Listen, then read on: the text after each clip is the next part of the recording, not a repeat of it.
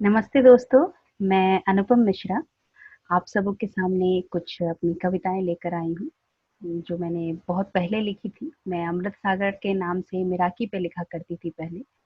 फिर फ़ेसबुक पे लिखना शुरू किया और नोज़ोटो पे कविता पाठ करती हूँ। ये संकलित पत्तियों के नाम से मैंने यूट्यूब पे बहुत पहले ही डाला था, लगभग 1 डेढ़ साल पहले।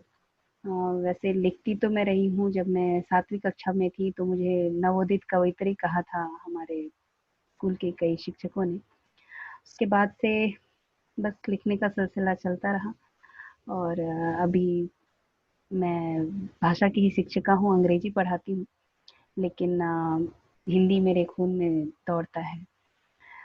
मैं लगभग 10 साल से पढ़ा रही हूँ। और मैथिली भाषा जो है वो मेरी मातृभाषा है, जबकि हिंदी ऐसा लगता है जैसे मैं हिंदी में ही सपने देखती हूँ, हिंदी मेरी सबसे करीबी भाषा है और अंग्रेजी मेरा पोषक है। तो इसी पे मैंने एक बताया था कि मैथिली मेरी माँ, हिंदी मेरा गुरु और अंग्रेजी मेरा पोषक है। तीनों की ही महत्ता एक सी है, किसी की किसी से कम नहीं है। ठीक है, तो अभी हम संकलित पत्तियों का पठन करेंगे। कुछ संगीन, कुछ रंगीन संकलित पत्तियां। कुछ तो बात है इन फिजाओं में, यहाँ रहा भी नहीं जाता और यहाँ से भागा भी नहीं जाता। कई यादें जुड़ी हैं इनसे, जो भुलाएं नहीं भूलती। कुछ बातें हैं दफन जहन में, जो लफ्जों पर आती ही नहीं। सब है जाना पहचाना यहाँ, पर फिर भी न जाने क्यों लगता सब अनजाना सा। सभी तो है यहाँ अपने से, बेगाना सा तो कोई भी नहीं। पर यह बावला मन न जाने किसे ढूंढता है, अपनों की दुनिया में होते हुए बेगानेपन को ढूंढता है। जाने कौन सा रिश्ता है अपने जहन का बेगानेपन से, जो हर अपने से दूर होने का बहाना ढूंढ लेता है।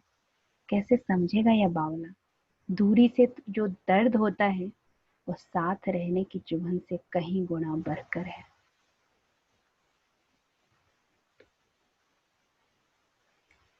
मन तो एक भंवरा है, जहां भी प्रेम की महक हो उड़ा चला जाता है।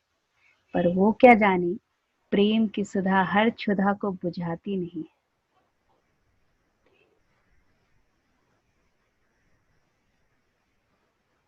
ये कविता मैंने बहुत पहले लिखी थी, मेरी सबसे करीबी कविता है, आध्यात्मिक है थोड़ी सी, जिसमें मैंने बताया है कि मेरे ही अंदर राम भी है और रावण भी है। मुझ में ही है राम, मुझी में रावण, कभी मैं बनूं राम तो कभी मैं रावण। जब तक प्रेम के वश में रहूं मैं रहूं राम, प्रेम को वश में गर करूं तो मैं रावण। परमार्थ जीऊं जब तक मैं रहूं राम, पर होकर स्वार्थी जीवन तो मैं रावण। सारा जग मुझ में है, मैं सारे जग में, अहम से निकलूं गर मैं हर कण में। मैंने कल जन्म लिया था यहाँ, कल मुझे ही छोड़ना है ये जहाँ।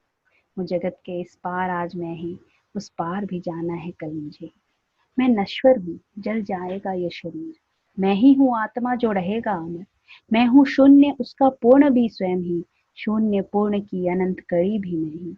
मैंने पाप किया है, किए पुण्य भी, मैंने कष्ट दिया है, भोगी भी मैं ही। जो भी लुटाया है उसे ही पाया भी, कर्म हूँ मैं और परिणाम भी मैं ही। मैं ही सत्य हूँ और मैं ही मिथ्या, मैं ही नाविक हूँ और मैं ही खेवैया। मैं ही प्रश्न हूँ और मैं ही उसका उत्तर, जो भी ढूंढूं वह सब है मेरे ही भीतर। जो अंधेरापन है उसकी रोशनी मुझी में, जो मेरी मंजिल है राह उसकी मुझी में। मुझ में ही है अमृत, विष भी है मुझी में, जो दर्द है भीतर उसकी दवा भी मुझी में। मैं विजयी हूँ और पराजित भी मैं ही, प्रेम को जीता है मैंने, हारा भी प्रेम से ही। मैं ही शोला हूँ और शबनम मैं ही करता हूँ उसका और प्रारब्ध मैं ही। भाई, हमें तो अंग्रेजी आती है। अभी जैसा मैंने कहा था कि अंग्रेजी भाषा मैंने चुना क्योंकि आप सबों को पता होगा कि हिंदी की क्या दशा है। लोग हिंदी को क्षेत्रीय भाषा मानते हैं, भारत की भाषा मानते हैं, जबकि असलियत यही है कि हिंदी पूरे देश की भाषा है। हिंदी का इतिहास अगर हम पढ़ें तो हमें ज्ञात होगा कि हिंदी की उत्पत्ति हुई कैसे है। हिंदी में उर्दू, बांग्ला, फारसी, हिंदी में भारत की जितनी भी भाषाएं हैं, हर भाषा का निचोड़ है।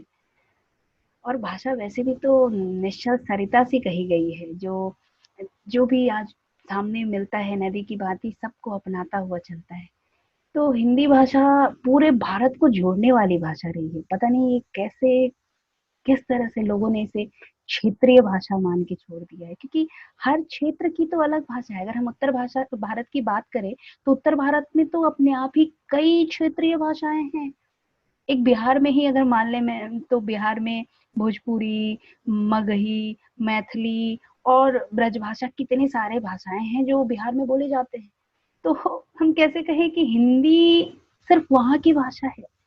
खैर जो भी हो, इस विषय पे मुझे बहुत समय तक कचोट रहा था कि मैं हिंदी आगे नहीं ले पाई, क्योंकि हिंदी की समझ रखना थोड़ी मतलब बहुत, उसकी हालत बहुत ज्यादा ही खराब है। उसमें हरसई दीर्घई, हरसऊ दीर्घऊ करने में समझ नहीं आता है कहाँ क्या होगा, और मैं हमेशा उन जगहों पे गलती करती हूँ। और बिहारी होने के नाते मेरा र और अभी तक मैं सही नहीं बोल पाती। इसके लिए कई लोग कई बार मुझे टोकते भी हैं। जबकि अंग्रेजी की खासियत ये है कि अंग्रेजी में र करके कुछ होता नहीं, र ज्यादातर गायब ही होता है। तो उसी अंग्रेजी पे एक कविता है, व्यंग्य है। भाई हमें तो अंग्रेजी आती है, हिंदी में रुचि नहीं हमारी, हमें तो अंग्रेजी ही भाती है। इट वॉट नो यस मेरे लिए सब ओके है, हिंदी तो हम पर लोडेड है। हमारा अपना स्वर्णिम इतिहास तो व्यर्थ का एक ग्रंथ है, हमें अंग्रेजों के विकास पे गर्व है।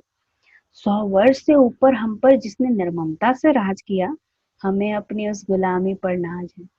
फिरंगियों की भेंट पर इतना इतराते हैं कि हम हिंदी बोलने से कतराते हैं। अंग्रेजी में कुशल और हिंदी में शर्माते हैं।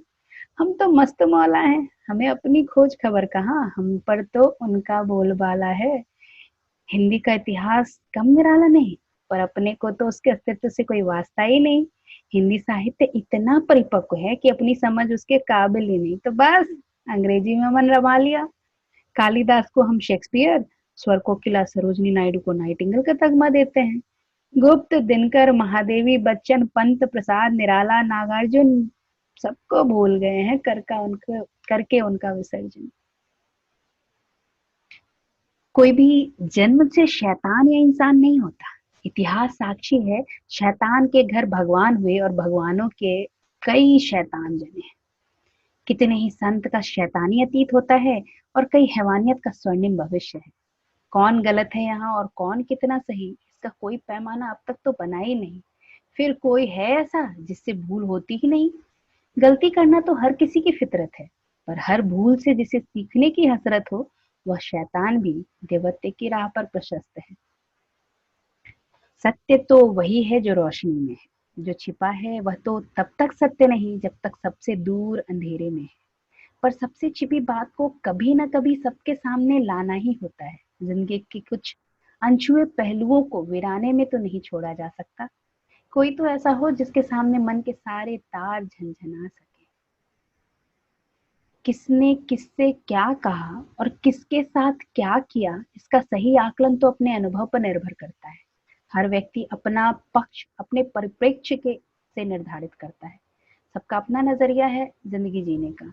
जिस पहलू के कोई बेइंतहा मजे लेता है, उसी को दूसरा कोई गम में भिगो देता है। तमसो माँ ज्योतिर्गमय। हे ईश्वर, तेरा कर वंदन तेरे से है एक प्रश्न।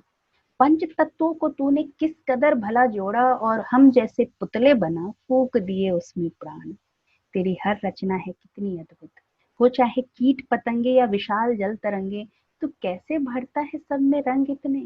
कैसे अणु को तूने परमाणु बनाया और न जाने कैसे तुच्छ बीज को तूने अंकुरित कर विशाल वृक्ष बनाया। हम इंसानों पर तूने बड़ी कृपा की, न हाथी सा बल दिया न चीते सी चाल, पर न जाने अपनी कलाकारी का कैसा विचित्र नमूना दिया। वाह रे शिल्पी, गजब की तेरी कलमकारी, पर तेरी ये दुनियादारी और उसकी पहेली मानवी समझ पर अब तक रही भारी। शुक्र है कि तुमने हमारी सुन ली और मायावी जाल के बीच एक संजोग बनाया। तन मन को तुझसे लगाने को योग के राह पर चलाया। इस अधूरे स्वत्व को जब से योग से जोड़ा है, अहम भाव से विरक्त हो सब परम तत्व पे छोड़ा है। संपूर्ण तमस दूर हो, परिवेश ज्योतिर्मय हो गया है। असत्य से सत्य, नश्वरता से अमरत्व एवं लुप्त अस्तित्व से परिपक्व की दूरी योग तत्व से ही हो सकता संभव, अन्यथा तो नहीं। आप सबों का बहुत बहुत आभार, आपने हमें इतने समय तक सुना। शुक्रिया आपका। आभार आप सबों का सुना, जो आपने इन लफ्जों को जो दफन थे न जाने कब से, बस इसी आस में कि कोई तो उन्हें मुक्ति दिलाए। आस नहीं हमें किसी सराहना की, पर विनती है बस इतनी सी, सुनकर आप हमारे अफसानों को अपने भावों की अभिव्यक्ति करें, ताकि हम स्वयं को परिपक्व कर सकें। आपका बहुत बहुत धन्यवाद। नमस्कार। उम्मीद है आप सबों को हमारी रचनाएं पसंद आए।